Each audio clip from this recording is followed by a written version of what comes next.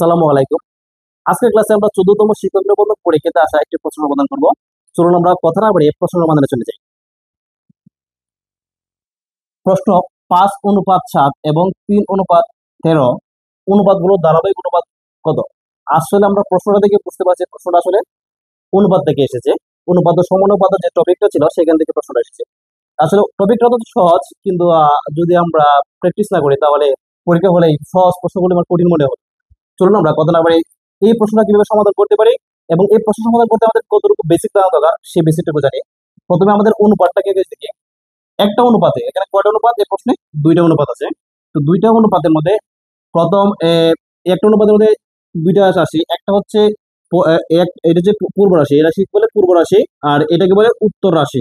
উত্তর রাশি, তারপর আমরা কি বললাম, একটা অনুপাতের মধ্যে দুইটা রাশি থাকে, একটা হচ্ছে পূর্ব রাশি আর একটা হচ্ছে উত্তর রাশি।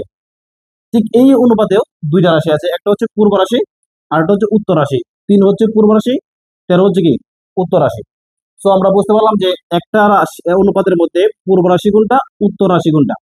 সো আমরা এখন থেকে প্রশ্ন কি বের করতে বলছে যে অনুপাতগুলোর ধারাবাহিক অনুপাত কত। আমাদের ধারাবাহিক অনুপাতটা বের করা শিখতে হবে। যদি আমরা ধারাবাহিক অনুপাতটা বের করতে পারি তাহলে আমরা খুব সহজে প্রশ্নটা খুব অল্প সময় সমাধান করতে পারবো। চলুন আমরা ধারাবাহিক অনুপাতটা কিভাবে বের করতে হয় এটা একটু দেখি।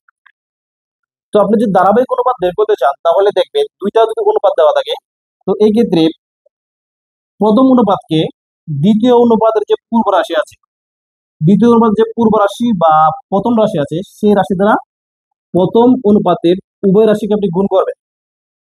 আবার দ্বিতীয় অনুপাতকে প্রথম অনুপাতের যে দ্বিতীয় উত্তর রাশি বা দ্বিতীয় রাশি আছে সেটা দ্বারা আপনি কি করবেন, দ্বিতীয় অনুপাতের উভয় সংখ্যাকে গুণ করবেন অর্থাৎ উভয় রাশিকে গুণ করবেন।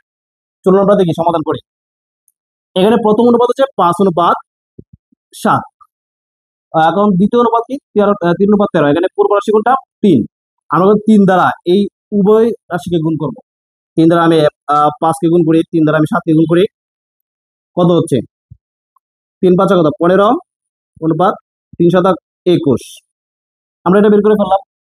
এখন আমি এই যে উত্তর রাশি দ্বিতীয় অনুপাতকে আমি প্রথম অনুপাতের যে উত্তর রাশি সেটা দ্বারা গুণ করি। 3:13। এখন 7 দ্বারা আমি গুণ করি উভয় রাশিকে, 3 7 21, 3 7 7 13 91। দুইটা অনুপাতের ধারাবাহিক অনুপাত কত আমরা যদি লিখতে পারি তাহলে ধারাবাহিক অনুপাত হচ্ছে 15 লিখলাম। এখন দেখেন 21 দুই অনুপাতের মধ্যে আছে, তো আমরা 21 একবার লিখবো। 21 এখানে আছে 91। সুতরাং আমরা কি দুইটা অনুপাতের ধারাবাহিক অনুপাত কত? ধারাবাহিক অনুপাত হচ্ছে 15:21:91। দেখেন অপশনের আনসারটা কোথায় আছে? 15:21:91। প্রশ্ন কি খ সঠিক? খুব সহজ না?